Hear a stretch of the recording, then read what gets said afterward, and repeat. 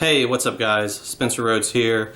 I want to apologize for my lack of activity in the last few weeks. I know I haven't made many videos, and the timing of that is just awful because we had the last few episodes of the season of The Walking Dead Season 8. I think I did a review of episode 13, and beyond that I didn't do much of anything.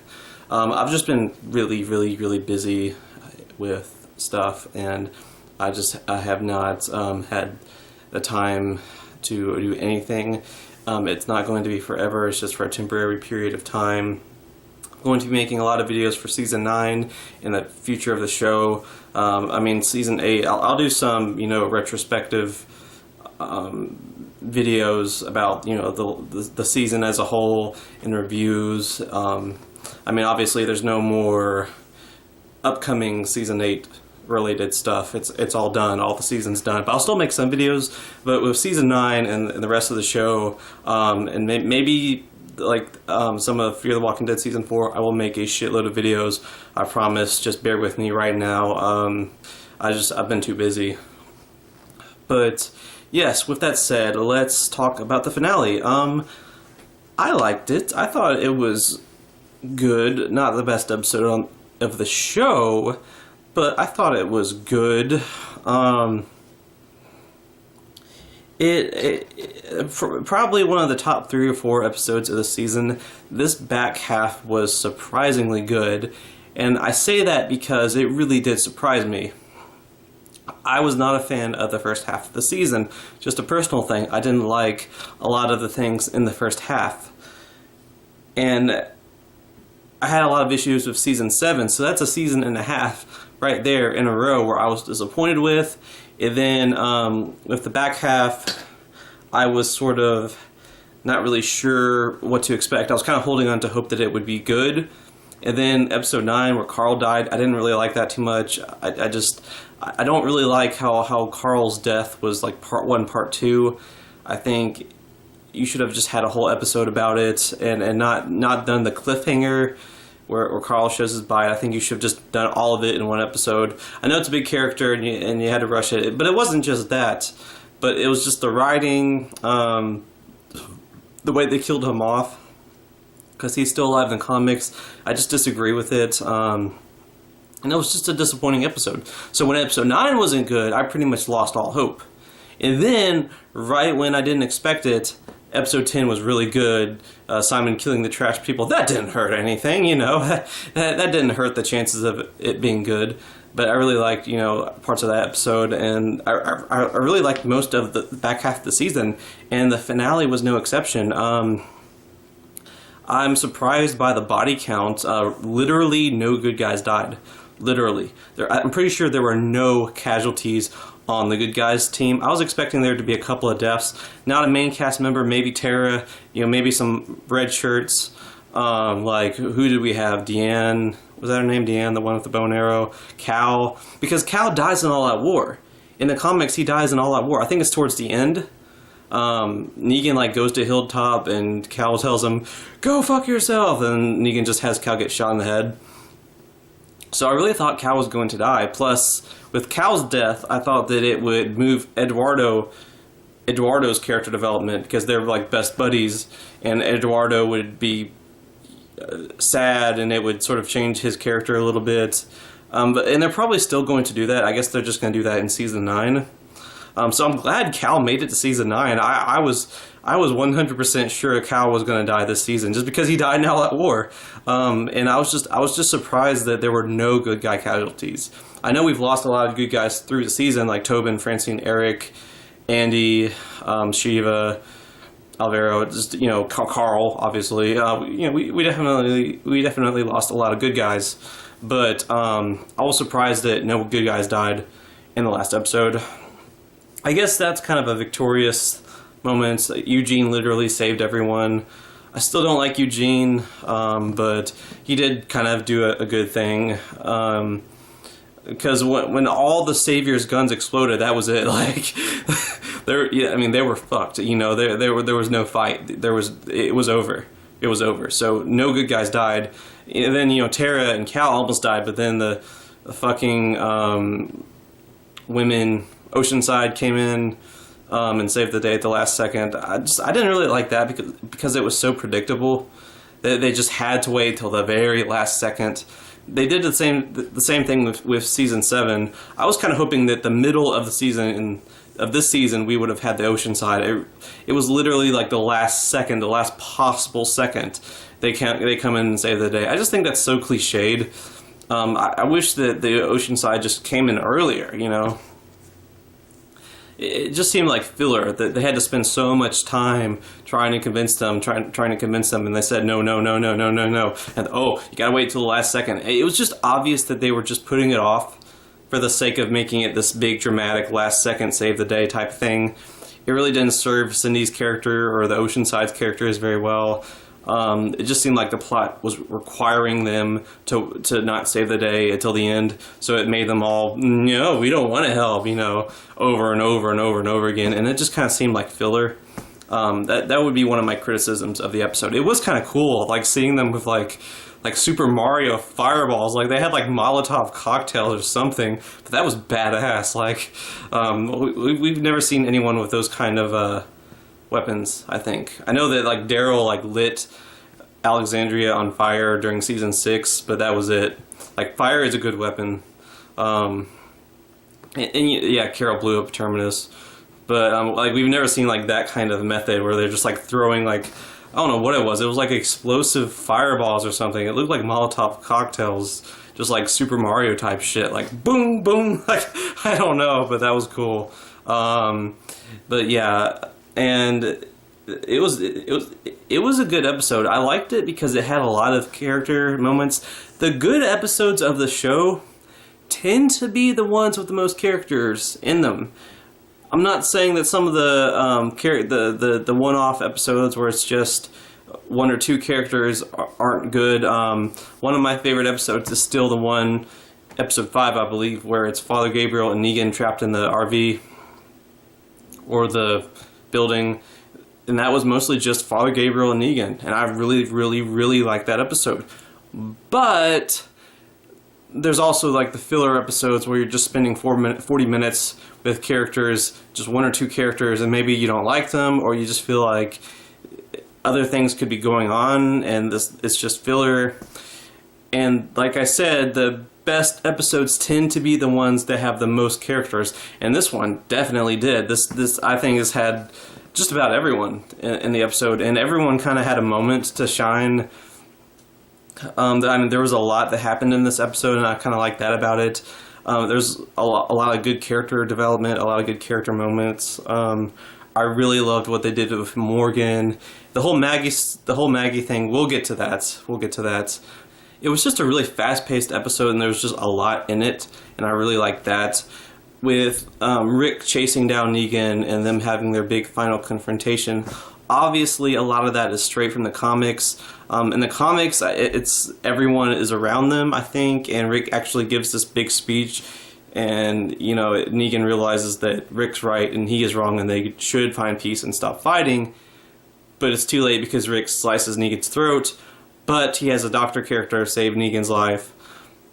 There's obviously a couple of differences in the show. First of all, it's really just Rick and Negan having a big final fight. And we pretty much knew Rick was not going to get his leg broken because they showed us that in Carl's dreams. Like, how would Carl know about that?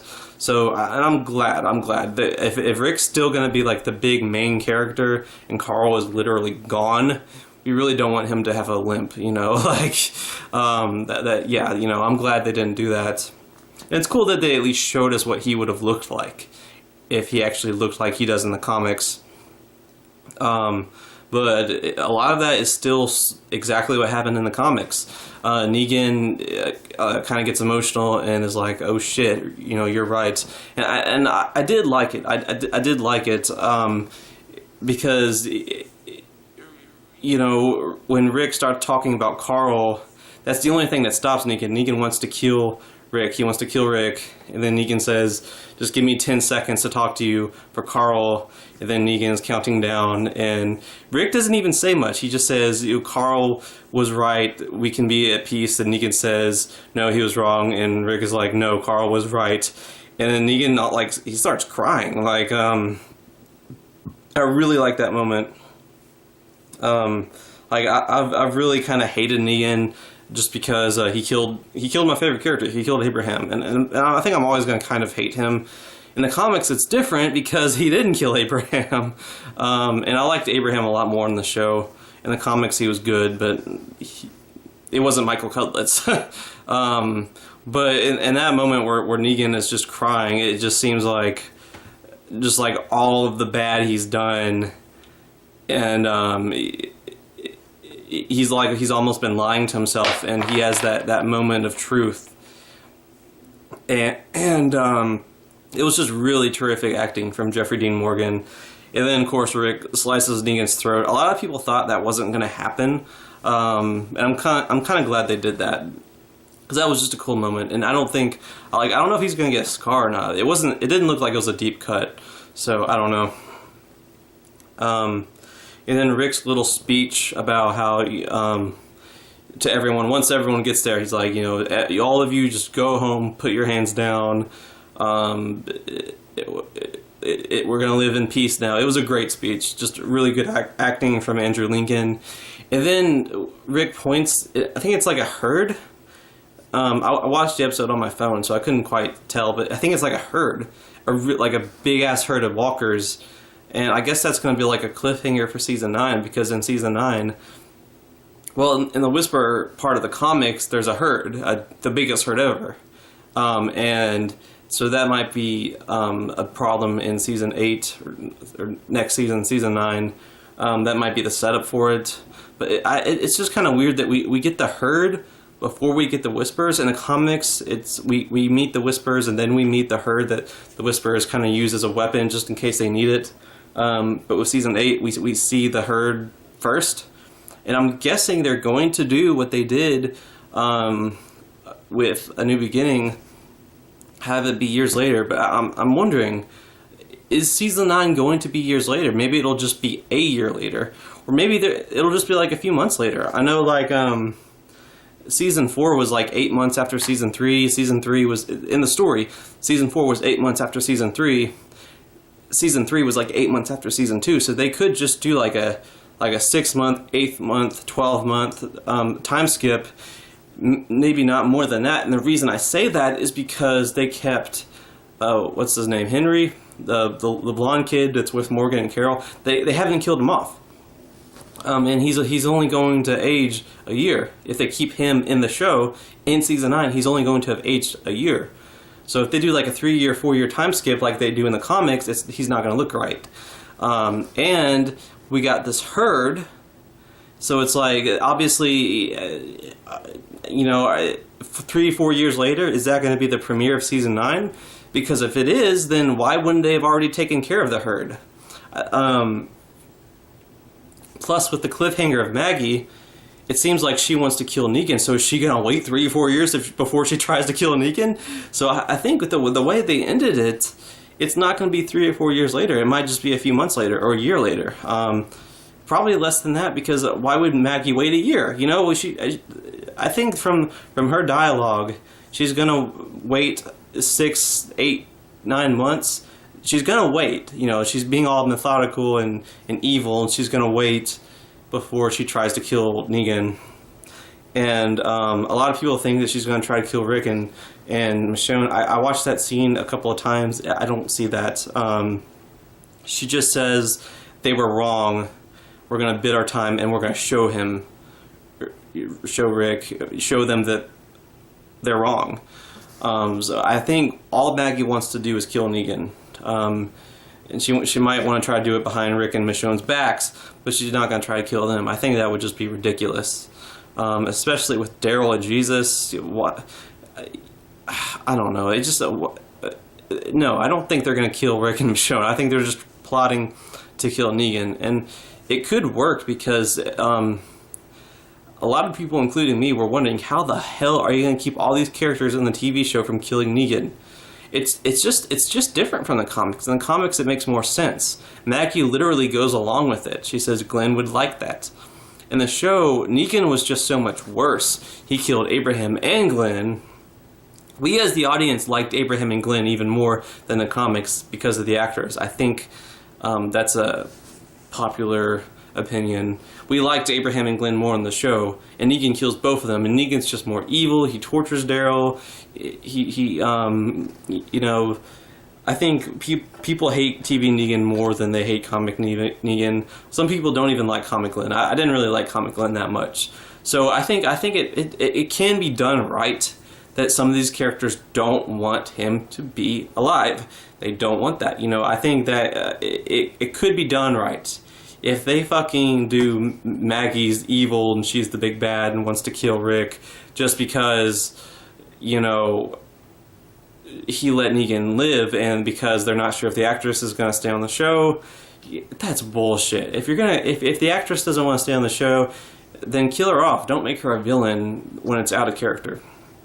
So I think she's just really pissed off and hurt that Rick and Michonne let him live, and basically took it out of her control, and she is kind of just sort of like a scorned widow and just wants to like carefully plan her way of killing Negan. I think that's all it is. I don't think it's her trying to be a villain.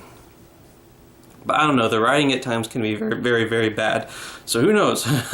But overall, I really liked this episode. I thought it was really good. Probably an 8 out of 10 or a 9 out of 10. I had some issues with it. Like I said, I didn't really like how the Oceanside saved the day at the last second. And I felt like Negan was a little out of character in some ways. Like, Negan pretty much did what Simon would have done if Negan was dead. Because that's what Simon would have done. Simon would have sent some of his saviors to be bait and get killed just for the sake of tricking Rick's group. And Simon would have just wanted to kill everyone. Negan sent his saviors to go get killed by Rick, and then plotted to kill Rick and everyone, all the good guys. That's exactly what Simon would have done. So I kind of feel like Negan was just kind of out of character just because they wanted to make him even worse in the third act. I don't know. But yeah, overall, I really enjoyed this episode, and I thought it was good. Anyway, guys, that's my review. Let me know what you think. Don't be shy. Hit that like and subscribe. I'm not going anywhere. We are almost halfway done to 250 subscribers, so please share my channel. If anyone that's interested, please help me get more subscribers. I appreciate all the support, and let's just keep this community growing. Anyway, I'm Spencer Rhodes, and I will see you guys later. Bye!